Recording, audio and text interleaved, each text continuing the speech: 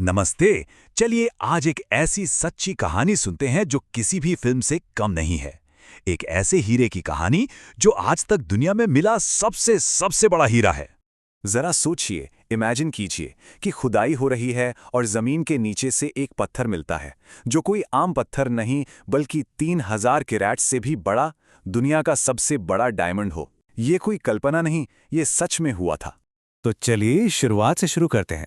आखिर ये कमाल की कहानी शुरू कहाँ से हुई? तो बात है साल 1905 की। जगह थी साउथ अफ्रीका की प्रीमियर नंबर 2 खदान। ये वो दौर था जब पूरी दुनिया में, खासकर साउथ अफ्रीका में, हीरों को पाने की एक अलग ही होड़ लगी हुई थी। और इस पूरी कहानी के सेंटर में एक इंसान है, फ्रेडरिक वेल्स। खदान में काम करने वाले एक आम से आदमी जिन्हें उस दिन तक कोई अंदाजा नहीं था कि उनका नाम इतिहास में हमेशा के लिए जुड़ने वाला है। तो हुआ ये कि एक दिन काम करते करते उनकी नज़र एक ऐसी चमक पर पड़ी जो आम नहीं थी, सूरज की रोशनी से भी तेज। जो उन्होंने देखा उस पर यकीन करना लगभग नामुमकिन था। एक पल को तो उन्हें लगा कि शायद ये शीशे का कोई बड़ा सा टुकड़ा है, लेकिन सच्चाई कुछ और ही थी। अब आगे बढ़ते हैं और समझते हैं कि आखिर ये खोज कितनी बड़ी थी। वो पत्थर था पूरे 3106 कैरेट का। अब ये नंबर सुनने में शायद उतना बड़ा ना लगे, तो इसको ऐसे समझिए, ये आधा किलो से भी ज्यादा भारी था। मशहूर कोहिनूर हीरे से कंपेयर करें तो वो काटे जाने के बाद लगभग 105 कैरेट का है। ये उससे कई कई गुना बड़ा था। इंसानी इतिहास में मिला सबसे बड़ा जेम क्वालिटी रॉ डायमंड। इस अद्भुत विशाल हीरे को एक नाम भी दिया गया, कलिनन डायमंड, खदान के मालिक सर थॉमस कलिनन के नाम पर।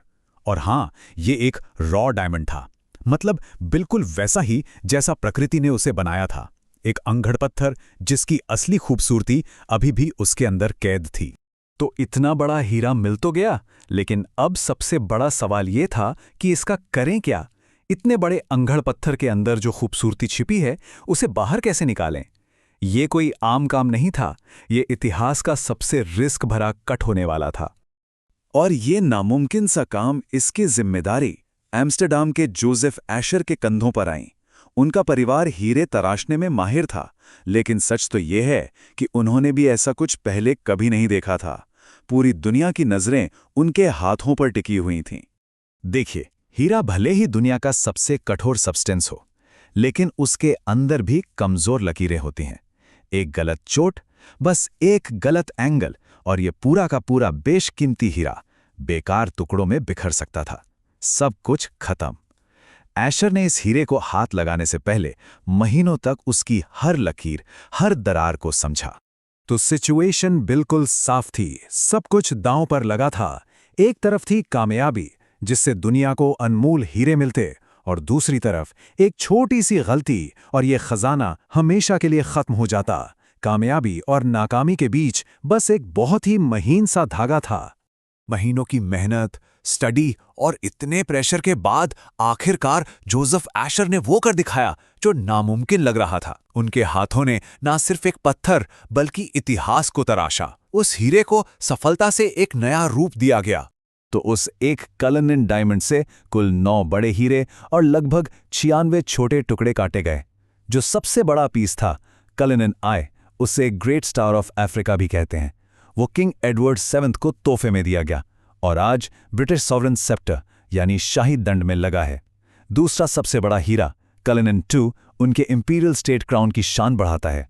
ये हीरे अब सिर्फ पत्थर नहीं, बल्कि ब्रिटिश राजशाही की ताकत और इतिहास का एक हिस्सा बन चुके हैं। सोचिए जरा, कहानी शुरू कहाँ से शुरू हुई थी और कहाँ पहुंच गई। एक आम सा माइन वर्कर, जमीन के अंदर एक मामूली सी चमक, और उससे मिल गया दुनिया का सबसे बड़ा डायमंड। ये सचमुच कमाल है।